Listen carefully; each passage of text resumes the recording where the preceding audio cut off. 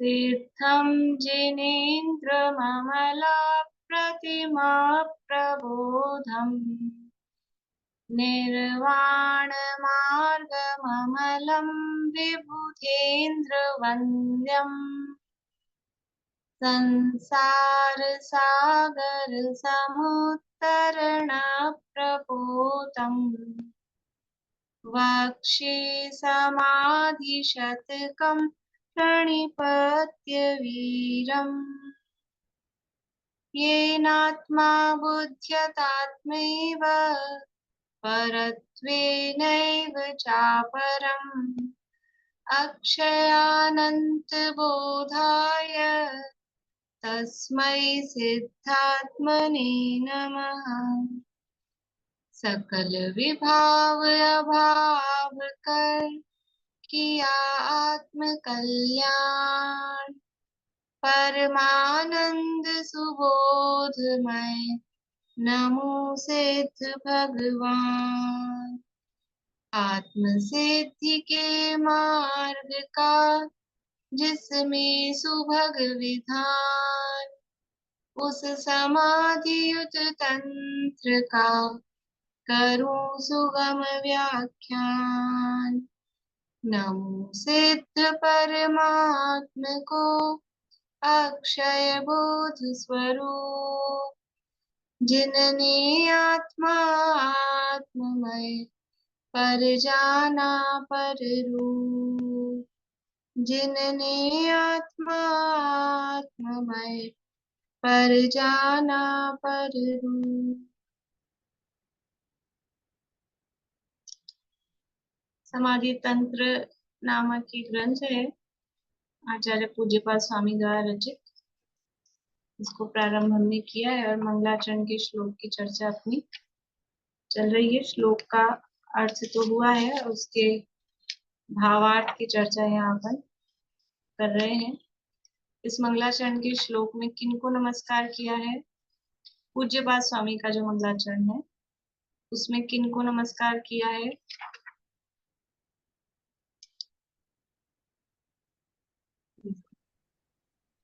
अरिहंत भगवान को, अरिहंत भगवान तीर्थंकर भगवान को, वीरम कहते हुए भगवान महावीर को और पूज्यपाद आचार्य का मंगलाचरण, पूज्यपाद आचार्य के मंगलाचरण का पूछ रही हूँ।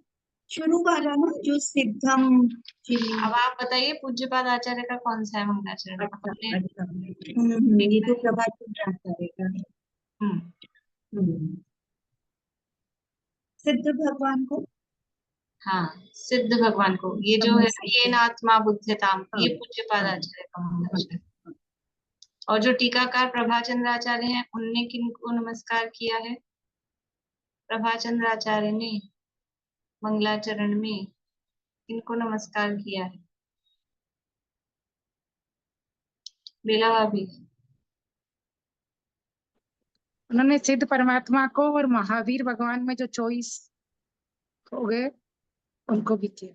हाँ सिद्ध परमात्मा तो वो मतलब वो सिद्ध हो गए ऐसा कह के सिद्ध परमात्मा को भी याद किया और महावीर भगवान को किया और महावीर शब्द से, वीर शब्द से 24 तीर्थंकर परमात्माओं को उन्होंने नमस्कार किया। बढ़िया। यहाँ सिद्ध भगवान का स्वरूप बताया है। पहली पंक्ति में तो सिद्ध होने का उपाय, सिद्ध कैसे हुए, और फिर दूसरी लाइन में उनका स्वरूप कि अक्षय अनंत बोध स्वरूप है, ऐसे सिद्ध भगवान है। और सिद्ध होने का उपाय क्या है? आत्मा को आत्मा जानना और पर को पर रूप जानना, बस यही सिद्ध होने का उपाय है। भावार्थ अच्छा है, इसकी चर्चा अपन कर रहे हैं। पेज नंबर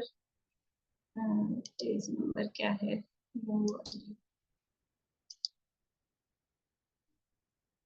देखिए, पेज नंबर 4 है और वेद ज्ञान की आवश्यकता, ये 4, हाँ 4 ही नंबर है, वेद ज्ञान की आवश्यकता।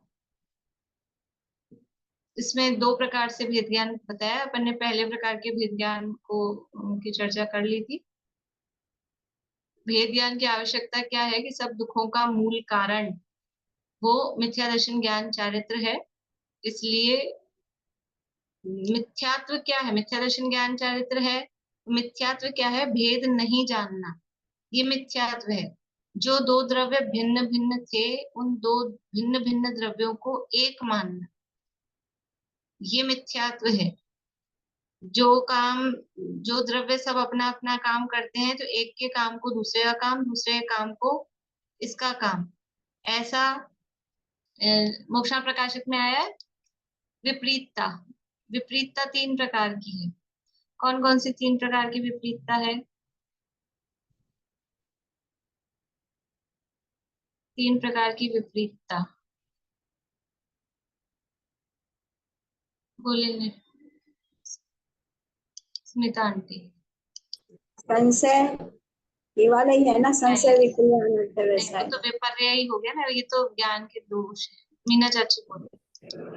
मेरे को दो ध्यान आ रहा है, स्वरूप विपरीतता, कारण हाँ, विपरीतता, एक बढ़िया।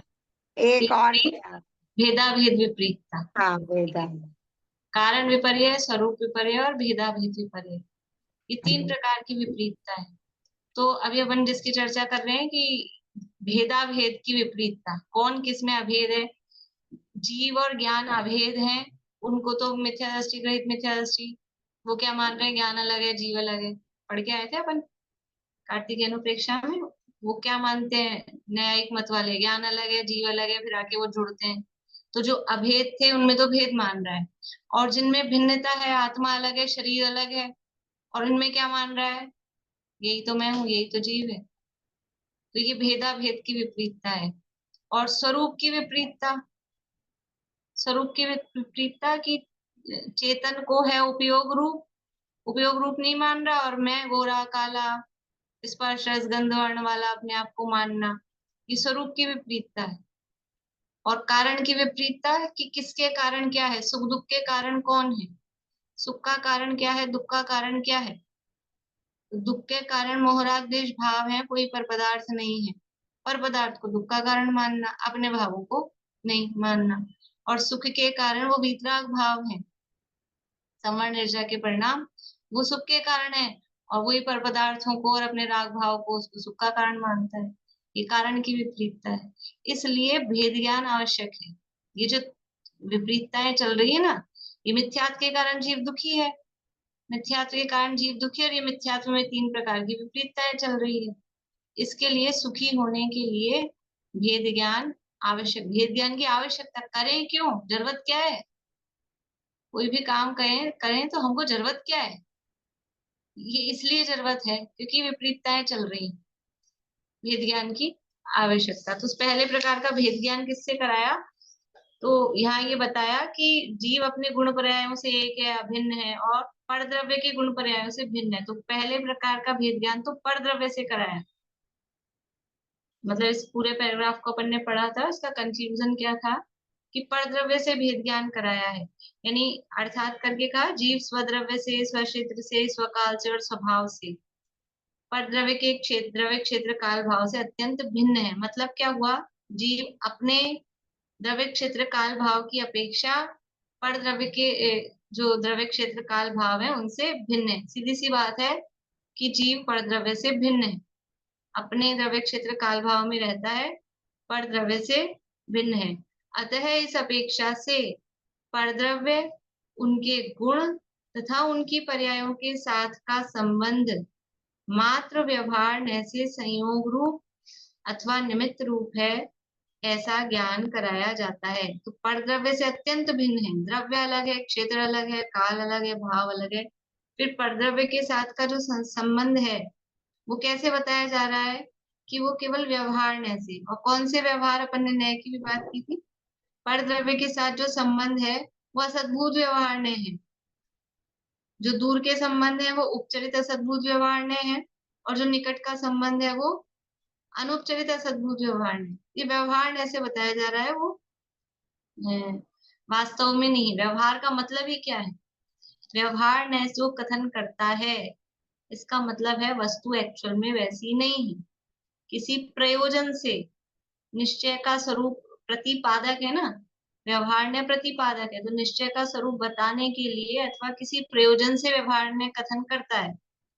बिल्कुल ही यूजलेस है ऐसा नहीं है, लेकिन फिर भी वो जो कह रहा है वस्तु एक्चुअल में वैसी नहीं है।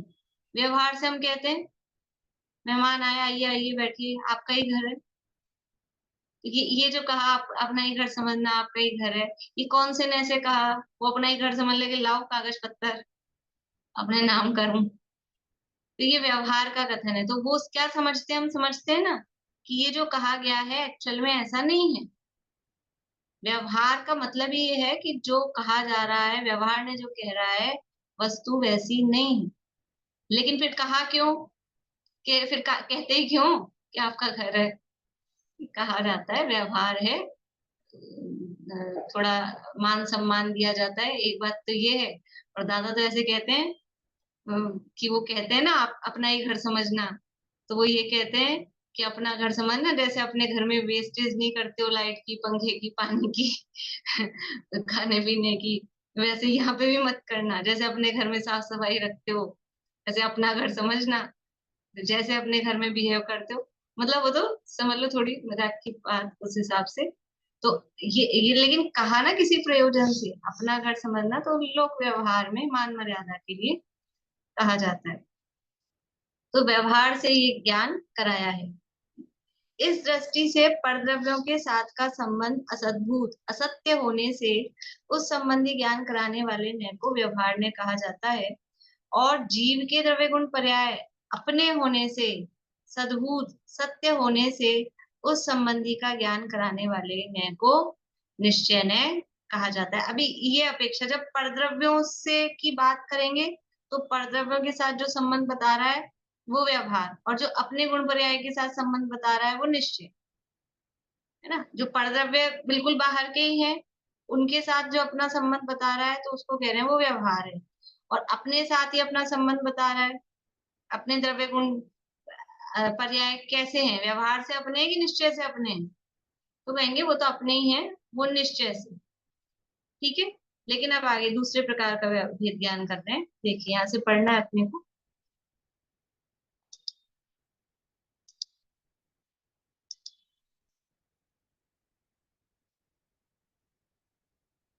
किंतु पहले प्रकार के भेद ज्ञान से ही सम्यक दर्शन ज्ञान नहीं हो जाता। इतना भेद ज्ञान कर लिया कि वो परद्रव्य जो संयोग वाले थे वो अलग हैं, और मैं अलग हूँ, और मेरे गुण पर्याय हैं उससे मैं अलग हूँ, इससे ही सम्यक दर्शन नहीं हो जाता है।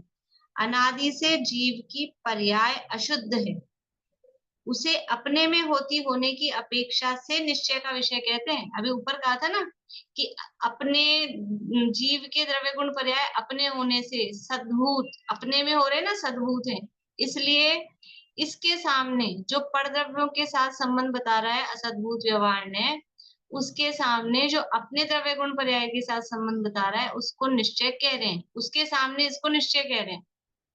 ठीक है। कोई समझ लीजिए कि अ, ऐसा है ना, कोई तो हो गया फेल एग्जाम में, कोई तो एग्जाम में फेल हो गया और कोई सप्लीमेंट्री आया। तो फेल होने की अपेक्षा से सप्लीमेंट्री वाले को क्या कह रहे हैं? ठीक है, अच्छा है। लेकिन वो अच्छा है क्या? वो भी अच्छा नहीं है। ऐसे ही जो परद्रव्य से संबंध बता रहा है और जो अपने से संबंध बता रहा है, तो अपने से संबंध बताने वाले के सामने वो पर से संबंध बताने वाला वो तो बिल्कुल ही आउट है, वो उसको कह रहे हैं व्यवहार। तो उसके सामने फिर ये क्या है कि ये निश्चय ही अच्छा है। उसके सामने वो फेल होने, मतलब बाहर वाले के साथ संबंध बता रहा है ना, उसके सामने जो अपने से संबंध बता रहा है उसको अच्छा कह रहे हैं, उसको निश्चय कह रहे हैं। लेकिन क्या ये अच्छा है सप्लीमेंट्री आने वाला? कि नहीं, ये भी अच्छा नहीं, उपादेय नहीं है। ऐसे ही ये जो अपने द्रव्य, अपने गुण पर्याय से संबंध बता रहा है, तो पर्याय तो कह रहे हैं अनादिकाल से अशुद्ध चल रही है। फिर वो अशुद्ध कोई अपनी मान के और ये स्थिति को अपनी मान लेगा, इससे भी भेद नहीं करेगा, तो सम्यक दर्शन कैसे हो? ये इसलिए दूसरे प्रकार, पहले पहले में तो बाहर से भेद किया असद्भुत व्यवहार से, वो पहले प्रकार का भेद ज्ञान हुआ। किंतु पहले प्रकार के भेद ज्ञान से ही सम्यक दर्शन ज्ञान नहीं हो जाता। अनादि से जीव की पर्याय अशुद्ध है, उसे अपने में होती होने की अपेक्षा से निश्चय नय का विषय कहते हैं। सबके पास ग्रंथ है ना? शेयर करने की जरूरत है? नहीं है ना? है? अच्छा। अच्छा, जिन्होंने मुझे एड्रेस भेजा है और उनके पास आ जाए ग्रंथ, तो मुझे बताना आप लोग कि आ गया है। तो मुझे पता रहे कि आ गया, नहीं तो फिर मैं उनको रिमाइंड करूँ। उसे अपने में होती होने की अपेक्षा से निश्चय नय का विषय कहते हैं। तथापि वह पर के आश्रय से होती होने की अपेक्षा से उसे व्यवहार नय का विषय भी कहा जाता है। होती तो अपने में है, जो अशुद्ध पर्याय है, लेकिन किसके लक्ष्य से हो रही है? पर के लक्ष्य से हो रही है, इसलिए वो अपने में हो रही है इसलिए निश्चय है, लेकिन पर के लक्ष्य से हो रही है इसलिए उसको व्यवहार का विषय भी कहा जाता है। शुद्ध पर्याय भी जीव का त्रिकालीय स्वरूप नहीं और उनके आश्रय से व गुणभेद के आश्रय से विकल्प उठते हैं। ठीक है, अशुद्ध पर्याय पर के लक्ष्य से हो रही है, उसके आश्रय से तो सम्यक दर्शन नहीं होगा, वो तो व्यवहार आप कह रहे हो। पर जो अपनी शुद्ध पर्याय है उसके आश्रय से तो होगा सम्यक दर्शन। तो कह रहे हैं वो भी जीव का त्रिकाली, यानी क्योंकि वो पर्याय है, वो हमेशा रहने वाली नहीं, वो एक समय की है। और शुद्ध पर्याय अनादिकाल से नहीं थी, नई उत्पन्न हुई है, त्रिकाली नहीं है ना। त्रिकाली का मतलब जो भूतकाल में भी था, वर्तमान में भी है, भविष्य में भी रहेगा।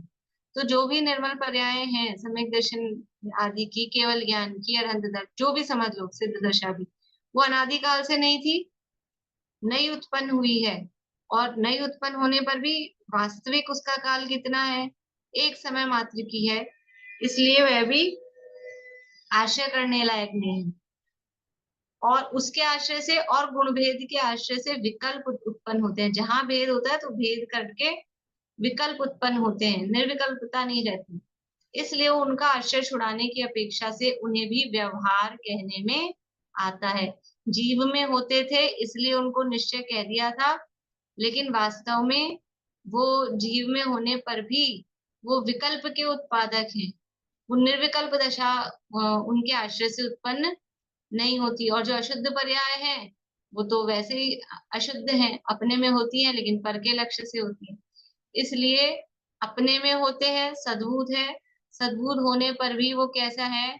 व्यवहार है, सद्बुद्ध होने पर भी व्यवहार है। और जो अशुद्ध पर्याय है या अपूर्ण विकसित पर्याय है, वो तो उपचार से अपने में कही जा रही हैं, इसलिए उपचरित सद्बुद्ध व्यवहार के विषय है। और जो पूर्ण शुद्ध पूर्ण निर्मल पर्याय है या गुण भेद है, वो अपने सत्ता में भी है और उपचार भी नहीं है, वो एक्चुअल में है गुण भेद, लेकिन फिर भी वो भेद होने की अपेक्षा से उसको व्यवहारने का विषय कहा है। तो वो सद्बुद्ध अनुपचरित सद्बुद्ध व्यवहारने का विषय। इसलिए उनका आशय छुड़ाने की अपेक्षा से उन्हें भी व्यवहार कहने में आता है। और जीव का त्रैकालिक शुद्ध स्वरूप की जो ध्रुव है उसे निश्चय कहने में आता है, क्योंकि उसके आश्रय से ही धर्म प्रारंभ, उसका टिकना, उसकी वृद्धि और पूर्णता होती है। देखो तीन चीजें खड़ी की यहाँ पे। एक तो बाहरी परद्रव्य असद्बुद्ध व्यवहार के जो विषय है ना, उसमें स्त्री पुत्रादिक भी ले लेना, शरीरादिक भी ले लेना, जो असद्बुद्ध व्यवहार के विषय है वो। तो उनके सामने जो अपने गुण पर्याय हैं, चाहे शुद्ध हो चाहे अशुद्ध हो, तो ये व्यवहार का विषय है। तो अपने गुण पर्याय किसका विषय कहे? निश्चय का। ठीक है, लेकिन जो अपने गुण पर्याय हैं उसमें अशुद्ध पर्याय तो पर के संयोग से हो रही है, और निर्मल पर्याय और गुणभेद के लक्ष्य से भी विकल्प उत्पन्न होते हैं। तो इसके सामने खड़ा किया शुद्ध द्रव्य, गुण पर्याय के भेद वाला नहीं, शुद्ध स्वरूप, त्रैकालिक शुद्ध स्वरूप ध्रुव, वो। तो इस त्रैकालिक शुद्ध ध्रुव स्वरूप के सामने में ये जो गुण पर्याय का भेद है, ये क्या है? इसके सामने, उसके सामने तो ये निश्चय था, लेकिन इसके सामने ये व्यवहार है। ठीक है, जैसे उदाहरण यद्यपि वो दूसरी जगह दिया जाता है, लेकिन इसमें भी अपन लगा सकते हैं कि एक तो अपना घर है जहां अपन रहते हैं, कमरे हैं, एक है बाहर का आंगन, पोर्च समझ लो, और एक सड़क है। तो सड़क से देखेंगे तो वो जो अपना पोर्च वाला एरिया है वो घर के अंदर है कि बाहर है? वो अंदर है। लेकिन घर के अंदर से देखेंगे तो वो क्या कहलाएगा? वो बाहर है। तो ऐसे ही ये जो गुण भेद और पर्याय भेद वाली जो चीज है, जब उस असद्भुत व्यवहारने के विषय की अपेक्षा से देखेंगे, स्त्री पुत्रादिक की अपेक्षा से देखेंगे, तो ये अपने में है निश्चय, ठीक है, पर्याय और गुण। लेकिन जब शुद्ध त्रैकालिक ध्रुव स्वभाव की तरफ से देखेंगे, तो ये गुण गुण भेद और पर्यायों के विकल्प, शुद्ध अशुद्ध पर्याय, ये किस में चल जाएंगे, ये व्यवहार में, ठीक है। यहाँ पे वो भेद करके नहीं बताया, लेकिन वो अपने को भेद पता है कौन से व्यवहार में जाएंगे, कौन से निश्चय में जाएंगे, वो अलग। यहाँ पे तो केवल तीन चीजें दिखा के यहाँ बताया है, ठीक है। तो ये दो प्रकार के भेद ज्ञान समझ में आ गया ना। तीन चीजें खड़ी करी, पहले इन दोनों में भेद ज्ञान, बाहर से अंदर आए, फिर अंदर में भी और एक अंदर है, अंदर में भी और अंदर है। जैसे नारियल खोलते, नारियल का उदाहरण बहुत चलता है, वो पहले बाहर की जटाजूट हटाओ, नारियल समझते, तो पहले वो हटाओ, वो भेद ज्ञान, फिर वो कठोर लकड़ी है, वो हटाओ, और फिर अंदर वो एक छाल, वो तो द्रव्य, वैसे उदाहरण वो भी दूसरी उसमें लेते हैं, लेकिन यहाँ पे भी अपन पहले इससे भेद ज्ञान करो, तब तब जब तक वो जटाजूट की अपेक्षा से वो लकड़ी उपादेय रहती है कि नहीं, मतलब उसको कभी कभी आजकल ऐसा होता है, बाजार से लाते हैं तो जटाजूट तो छिलवा लाते हैं, कौन छीले, किससे छिलती है, बस वो लकड़ी सहित वाला ले आते हैं। तो अभी वो उपादेय हो गई, फिर खाना है जब, फिर उस अपेक्षा से वो लकड़ी को भी, जो कठोर हिस्सा है उसको भी तोड़ना पड़ेगा, वो भी हटाना पड़ेगा, ऐसे ही ये समझ। इसका आधार दिया है कि समय सार श्री जयसेनाचार्य का टीका, गाथा 57, गाथा 102, 111, 112, 137, 138, और गुजराती द्रव्य संग्रह पृष्ठ 8 और 9। मतलब ये सारी जो बात दी है ना, उसके आधार से दिया उन्होंने अपने शब्दों में भावार्थ, लेकिन इतनी जगह के आधार से ये बात उन्होंने यहाँ पर दी। अब है सिद्धात्मा को नमस्कार किस लिए, सिद्धात्मा को नमस्कार क्यों करते हैं? देखिए, सिद्ध भगवंत, सिद्ध पने के कारण साध्य जो आत्मा उसके प्रति छंद अर्थात प्रतिबिंब के स्थान पर है, जिनके स्वरूप का संसारी भव्य जीव चिंतन करके उन समान अपने स्वरूप को ध्याकर उनके जैसे हो जाते हैं। सिद्ध भगवान को नमस्कार क्यों कर रहे हैं, कि सिद्ध भगवान क्या है, सिद्ध पने के कारण, सिद्ध पने का कारण सिद्ध भगवान नहीं है, सिद्ध पने का कारण साध्य जो आत्मा है, सिद्ध पने का कारण, सिद्ध पना किसका, मुझे क्या वो पीडीएफ शेयर कर देती हूँ ना, तो फिर आप लोग सब दिखते नहीं हो, तो फिर चेहरा नहीं दिखता, तो फिर पता नहीं चलता समझ में आ रहा है नहीं आ रहा है क्या, इसलिए वो बार बार बंद कर देती हूँ। सिद्ध बना किसका, किसके सिद्ध बने की बात है, अपनी सिद्ध बना, तो मेरे सिद्ध बने का कारण कौन है, सिद्ध भगवान। मेरे सिद्ध बने का कारण कौन है, ये मेरे सिद्ध बने का कारण मैं खुद साध्य हूँ। तो सिद्ध पने के कारण साध्य जो आत्मा, अपने सिद्ध बनने का कारण अपना आत्मा, इसलिए अपना आत्मा है साध्य, मुझे होना है सिद्ध, तो सिद्ध होने के लिए किसको साधना है, कि अपने को साधना है, तो जिसको साधा जाता है वो कहलाता है साध्य, और जो होगा वो कहलाएगा सिद्ध, ठीक है ना। साध्य जो आत्मा, तब फिर ये सिद्ध, जब प्रश्न क्या था, सिद्ध भगवान को नमस्कार क्यों कर रहे हैं, और कह रहे हैं कि सिद्ध पने का कारण तो अपना आत्मा है, तो फिर सिद्ध भगवान को नमस्कार क्यों कर रहे हो, आत्मा को नमस्कार करो।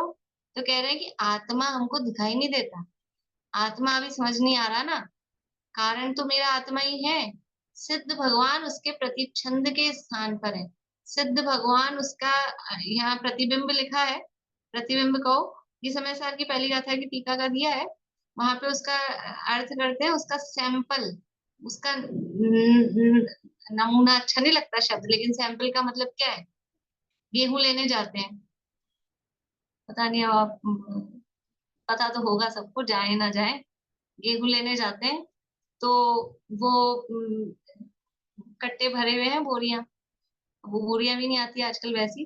तो कैसा वाला गेहूं है, गेहूं कैसा है दिखाओ। तो वो ऐसे वो लगाता था पहले, और वो निकाल के वो वैसी वाली जूट की बोरी होती थी ना, तो उसमें वो घुस के गेहूं निकल के आ जाते थे।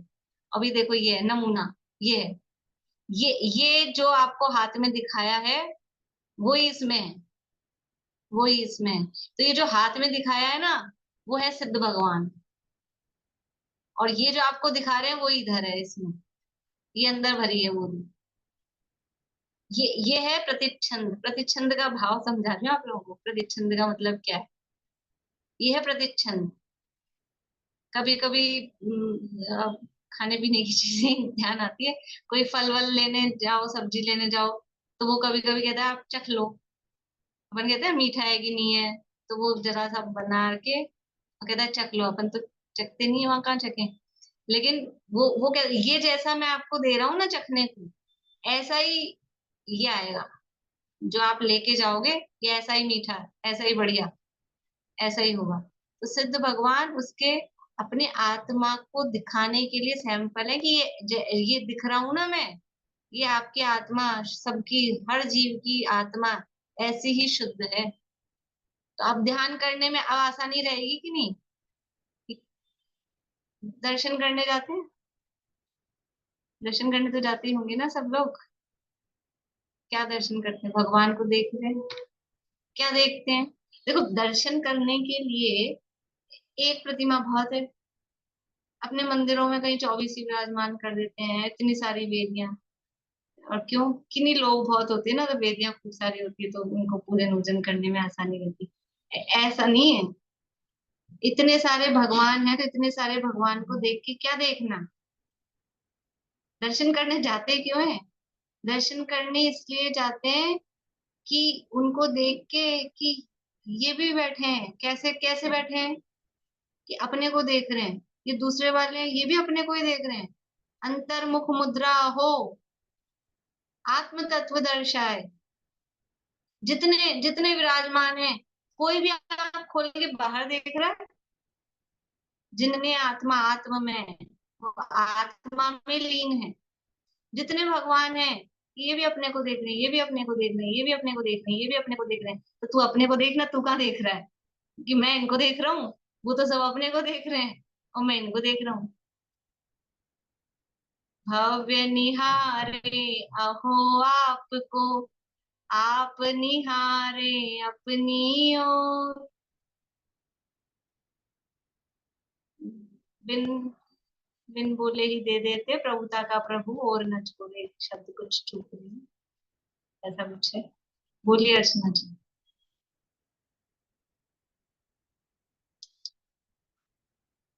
धन्य आपकी वीतरागता, प्रभुता का और न छोड़े। धन्य आपकी वीतरागता, प्रभुता का प्रभु और न छोड़।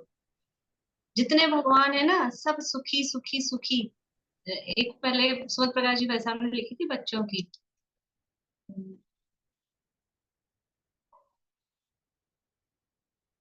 हम्म,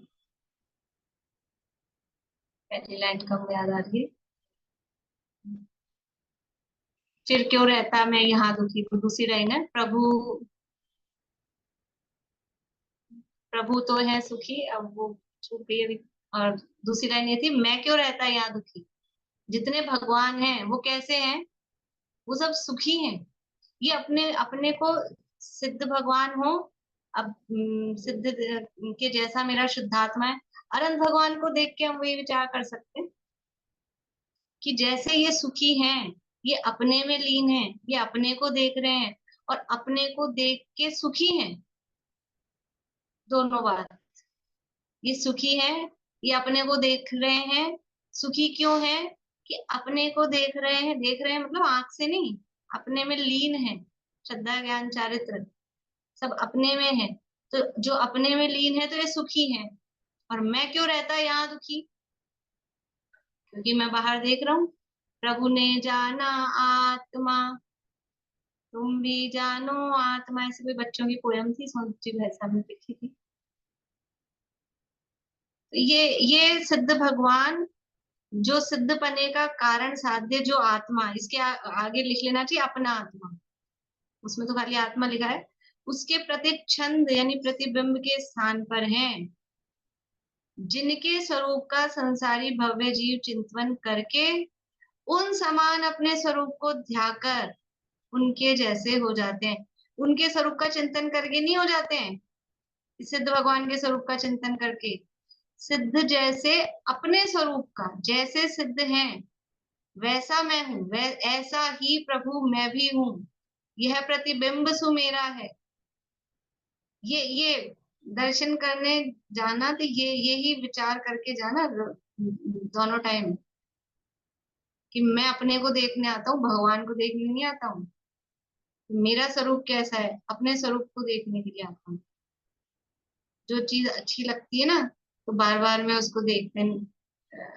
नई कोई चीज आई हो, अब अपने तो इतना वो नहीं है, लेकिन किसी की नई साड़ी आई हो, किसी के नए गहने आए हो, और कुछ नया आया हो, तो थोड़ी थोड़ी देर में बार बार में उसको खोल खोल के देखता है, खुश होता है।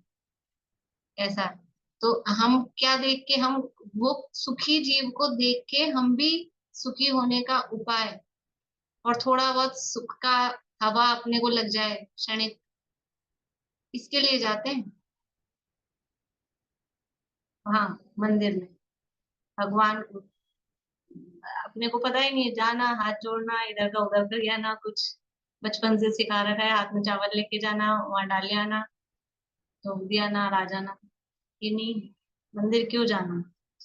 तो सिद्ध भगवान के जैसा उनके स्वरूप का संसारी भव्य जीव चिंतन करके उन समान अपने स्वरूप को ध्याकर उनके जैसे हो जाते हैं। इसलिए सिद्धों को नमस्कार क्यों किया, उसका कारण बता रहे हैं। और देखिए, संसारी को शुद्ध आत्मा साध्य है, संसारी जीव को साध्य मतलब किसकी सिद्धि करनी है, कि शुद्ध आत्मा की सिद्धि करनी है, उसकी प्राप्ति करनी है। और सिद्ध साक्षात शुद्ध आत्मा है, इस कारण उन्हें नमस्कार करना उचित है। हमको ये चाहिए, शुद्ध आत्मा साध्य है और सिद्ध दिख रहे हैं साक्षात शुद्ध आत्मा, इसलिए उनको नमस्कार करना उचित है।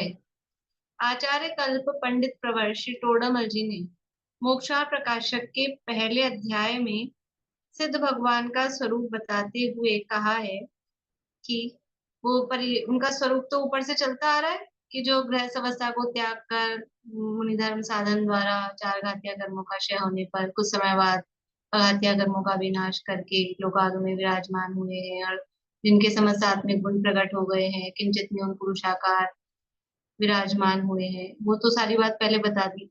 उसके सबके बाद वो अमूर्तिक हैं, और वो सारी भी बता दी।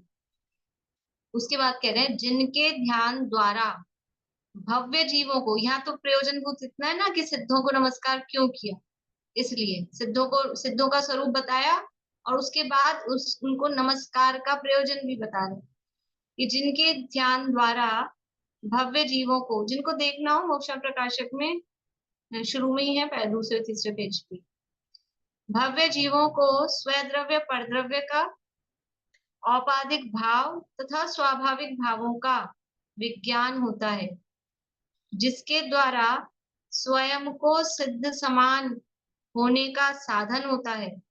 अतः साधने योग्य जो अपना शुद्ध स्वरूप, उसको दर्शाने के लिए जो प्रतिबिंब के समान है, ये भी समझ लीजिए मोक्षा प्रकाशक में भी वो समय सार की पहली गाथा के आधार पे वो बात लिखी है।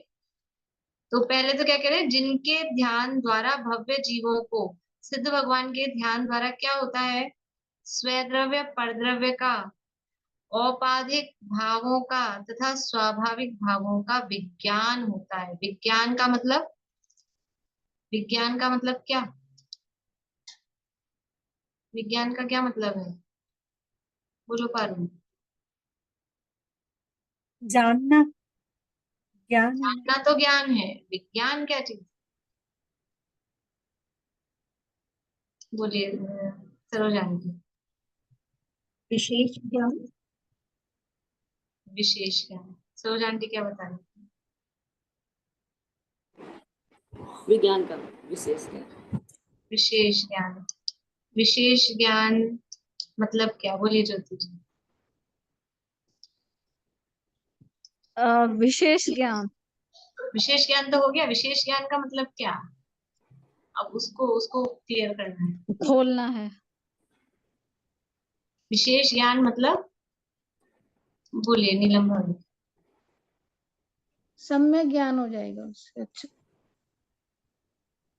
हाँ, सम्यक ज्ञान, भेद ज्ञान, भेद ज्ञान को बोलते हैं विशेष ज्ञान। ऐसे कभी केवल ज्ञान को भी बोलेंगे, लेकिन यहाँ जो प्रकरण चल रहा है तो विशेष ज्ञान। विज्ञान मतलब विशेष ज्ञान मतलब भेद ज्ञान। तो जिनके ध्यान द्वारा भव्य जीवों को स्वद्रव्य परद्रव्य का, ये इन दोनों में, इन दोनों का विज्ञान होता है कि स्वद्रव्य क्या है, परद्रव्य क्या है। सिद्ध भगवान को देखकर, क्योंकि सिद्ध भगवान मेरे शुद्धात्मा को दिखाने के लिए प्रतिबिंब के समान है, प्रतिच्छंद के समान है। तो जो सिद्ध है वैसा मैं हूँ, जितने सिद्ध हैं उतना मैं हूँ। तो स्वद्रव्य का, और जो उनमें नहीं है वो सब क्या है, वो परद्रव्य का। स्वद्रव्य परद्रव्य का, और औपाधिक भाव और स्वाभाविक भाव। जैसे स्वद्रव्य परद्रव्य अपोजिट में लिए ना, ऐसे औपाधिक भाव और स्वाभाविक भाव। औपाधिक भाव कौन से हैं? कि कर्म के उदय जन्य जो भी भाव हो रहे हैं, मोह राग द्वेष मुख्य रूप से लेना है यहाँ पे, ये है, ये औपाधिक भाव है। और स्वाभाविक भाव अपने जो पारिणामिक भाव है, ज्ञान दर्शन आदि का जो परिणाम है, वो स्वाभाविक भाव। तो सिद्ध भगवान को देखकर स्वद्रव्य परद्रव्य का ये विज्ञान यानी ये विज्ञान होता है। और पर भावों का, स्वभाव और परभाव, अपने सरल शब्दों में कहें तो स्वभाव और परभाव का ये विज्ञान होता है। तो ये यही तो चाहिए, और क्या करना है? सिद्ध भगवान, हमको यही तो अलग करना है, जिसके द्वारा स्वयं को सिद्ध समान होने का साधन होता है। और ये जो भेद ज्ञान किया ना, ये भेद ज्ञान किया, तो भेद ज्ञान से हमारे को क्या हुआ, ये रास्ता खुल गया, हमारे को लाइन मिल गई। किसकी लाइन मिल गई? स्वयं को सिद्ध समान होने की। क्योंकि सिद्ध होने का उपाय अभी श्लोक में क्या कहा है? जिनने आत्मा आत्म में और पर जाना पर रूप, ये भेद ज्ञान ही है ना सिद्ध होने का उपाय। और सिद्ध भगवान को देख के हमको ये भेद ज्ञान होता है, तो हमारा जो सिद्ध होने का रास्ता है वो क्लियर होता है, मोक्ष मार्ग प्रशस्त होता है, अपना साधन होता है। अतः साधने योग्य जो अपना शुद्ध स्वरूप, अपना शुद्ध स्वरूप कैसा है, वो साधने योग्य है। साधना मतलब उसकी प्राप्ति करना, उसको दर्शाने के लिए जो प्रतिबिंब के समान है, ठीक है। तथा जो कृतकृत्य हुए हैं, इस कारण इसी प्रकार अनंत काल पर्यंत रहते हैं। तथा जो कृतकृत्य हुए हैं, कृतकृत्य हुए हैं मतलब कृतकृत्य, कृत्य यानी करने योग्य, कृत यानी कर लिया है, जो करने योग्य था वो कर लिया। अब कुछ करना बाकी है क्या? सिद्ध भगवान को कुछ करना बाकी है? कोई कर्मों का नाश, की कोई शुक्ल ध्यान, की कोई और कुछ योगों का निरोध, कुछ करना बाकी नहीं। अनंत भगवान को नहीं कहा कृतकृत्य, क्योंकि अभी वहां काम बाकी है। एक कृतकृत्य शब्द आता है कहीं, कृतकृत्य वेदक, शायद समय की प्रक्रिया में कृतकृत्य वेदक, तो वहां पे भी वो जितना करने योग्य है शायद समय के लिए उतना कर लिया, अब तो अपने आप प्रोसेसिंग में होगा, तो कृतकृत्य वेदक का। यह सिद्ध भगवान कैसे है? कृतकृत्य है, जो करने योग्य था। कर्मों का नाश सिद्ध भगवान ने किया है क्या? सिद्ध भगवान ने 8 कर्मों का नाश किया है कि नहीं किया? किया है। कि करने योग्य नहीं था, करने योग्य तो था अपने आत्म स्वरूप में लीन होना, बस वो किया है। आत्मा में अखंड एकाग्रता, वो करने योग्य है, वो ही किया, वो ही कर सकते हैं। कर्मों का नाश सिद्ध भगवान ने नहीं किया। और जब अपने आत्मा में एकाग्रता हुई तो वो कर्म अपने आप लफू चक्कर हो गए। तो उपचार से कहते हैं सिद्ध भगवान ने 4 घाते अष्ट कर्म नाश किए, ऐसे सिद्ध देव हैं। लेकिन वास्तव में करने योग्य कार्य क्या है? कर्मों का नाश करने योग्य है ही नहीं, एबल ही नहीं, समर्थ ही नहीं। करने योग्य कार्य अपने आत्म स्वरूप में लीनता, वो उन्होंने कर ली है, और इस प्रकार अनंत काल पर्यंत रहते हैं। ऐसी निष्पन्नता को प्राप्त श्री सिद्ध भगवान को हमारा नमस्कार। सिद्ध भगवान कैसे हैं? निष्पन्न, निष्पन्न, संपन्न। अब कुछ उसमें होना नहीं है, तैयार है, रेडी है, निष्पन्न बोलते हैं निष्पन्न मतलब जैसे उसमें दिया निष्पन्न शाली वन शालिनी जीव लोके भक्तामर में। निष्पन्न शाली वन की जो खेत है धान्य से भरे हुए वो एकदम रेडी है, निष्पन्न है। अब फिर वो कार्यम किए जल धरे जल भार नमरे, फिर बरसात की क्या जरूरत है जब वो तैयार है खेत सारे, फसल एकदम रेडी है, अब आप पानी बरसा रहे हो, क्या काम है उसका? तो वो निष्पन्न का मतलब है रेडी, तैयार, परिपूर्ण, संपन्न, जो भी कहो। ऐसे सिद्ध भगवान निष्पन्न है, निष्पन्नता को प्राप्त है, परिपूर्णता को प्राप्त है। जो कुछ उनमें होना था जी वो सब उनमें हो चुका है। ऐसे श्री सिद्ध भगवान को हमारा नमस्कार हो।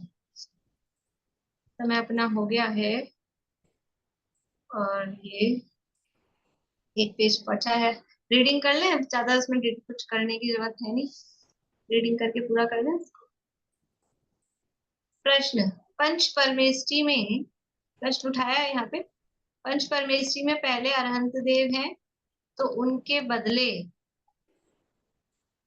यहाँ सिद्ध भगवान को प्रथम नमस्कार क्यों किया? उत्तर, सिद्ध दशा आत्मा का परम ध्येय है, वही आत्मा को इष्ट है। ग्रंथकर्ता, व्याख्याता, श्रोता और अनुष्ठाता को सिद्ध स्वरूप प्राप्त करने की भावना, ये पीछे टीका में भी दिया था ना, उसी को भावार्थ में लिखा है। इस कारण सिद्ध भगवान को नमस्कार करके ग्रंथकर्ता ने ग्रंथ का प्रारंभ किया है। जिसे जिस गुण की प्राप्ति की भावना होती है वह उस गुणधारी का बहुमान करके उसको नमस्कार करता है, यह स्वाभाविक है।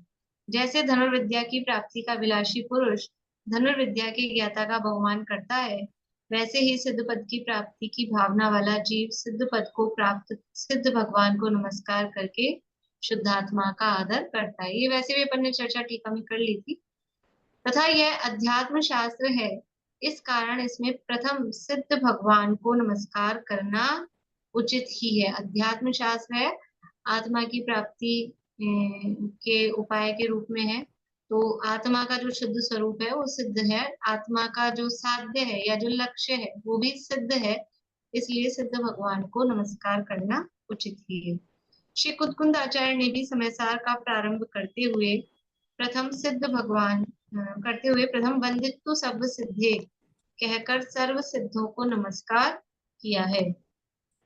अरहंत आदि को एक देश सिद्धपना प्रकट हुआ है, अतः सिद्ध भगवंतों को नमस्कार करने से उसमें पंच परमेष्ठी भगवंतों को नमस्कार हो जाता है। ऐसा नहीं है कि सिद्धों को नमस्कार किया तो अकेले सिद्धों को ही किया, अनंत आदि को भी एक देश सिद्धपना प्रकट हुआ है। देखो मुक्ति कहाँ से चालू हो जाती है, 4 प्रकार का मोक्ष होता है, दृष्टि मोक्ष, फिर मोह मुक्त, फिर जीवन मुक्त और फिर देह मुक्त। तो सिद्ध कहाँ से चालू हो गए? मोक्ष मतलब सिद्ध दशा, तो चौथे गुण स्थान वाला भी वो एक देश सिद्ध है। तो ऐसा, अब वो तो खैर वंदनीय नमस्कार में अपन उनको नहीं लेते असंयमियों को, लेकिन पंच परमेष्ठी इसमें शामिल हो गए कि नहीं? सिद्धों को नमस्कार करने में पंच परमेष्ठी शामिल हो गए कि नहीं हो गए? कि जो आचार्य उपाध्याय साधु हैं वो भी सिद्धों के सिद्ध दशा की तलहटी में खड़े हैं। वो समझ लीजिए वो ज्येष्ठ पुत्र हैं, ऐसा कहते हैं, मुनिराज हैं, वो सिद्धों के ज्येष्ठ पुत्र हैं। सम्यक दृष्टि चौथे गुण स्थान वर्ती है, वो लघुनंदन है, वो छोटा बेटा है उन्हीं के। तो इसमें अनंत भगवान तो है ही, सिद्ध बनने में क्या देर है। तो अनंत आचार्य उपाध्याय साधु इन सबको इसमें नमस्कार हो गया है। इस कारण शास्त्रकर्ता ने मंगलाचरण में प्रथम सिद्ध भगवान को नमस्कार किया है। इस प्रकार से सिद्ध भगवान को नमस्कार करने के बाद में अब अनंत भगवान को भी नमस्कार करेंगे। अगले श्लोक में अनंत भगवान को नमस्कार किया है, इसकी चर्चा अपन आगे करेंगे। ठीक है, मैं एक मतलब आप लोगों से क्या बोलते हैं राय, आप लोगों का मन जानना चाह रही हूँ कि पूरी अपन टीका भावार्थ ये सब ऐसा पढ़े या केवल श्लोक और अर्थ करके बाकी जो भी उसका है वो मैं वैसे ही समरी करके कर दूं, या फिर जैसे अभी वर्ड टू वर्ड पढ़ रहे हैं वैसे ही पढ़ दूं? क्या आप लोगों का विचार है? वर्ड टू वर्ड पढ़ना है कि केवल श्लोक का अर्थ? और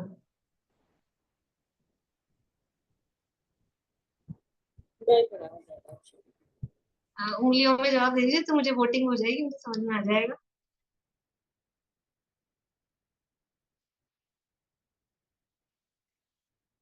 सारे वोट एक ही मत में है एक को छोड़ के, सब वर्ड टू वर्ड पढ़ना चाह रहे हैं। चलिए ठीक है।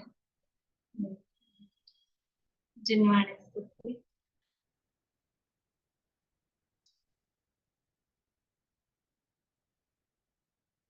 कौन पढ़ेंगे? नीलम भाभी आप पढ़ पाएंगे?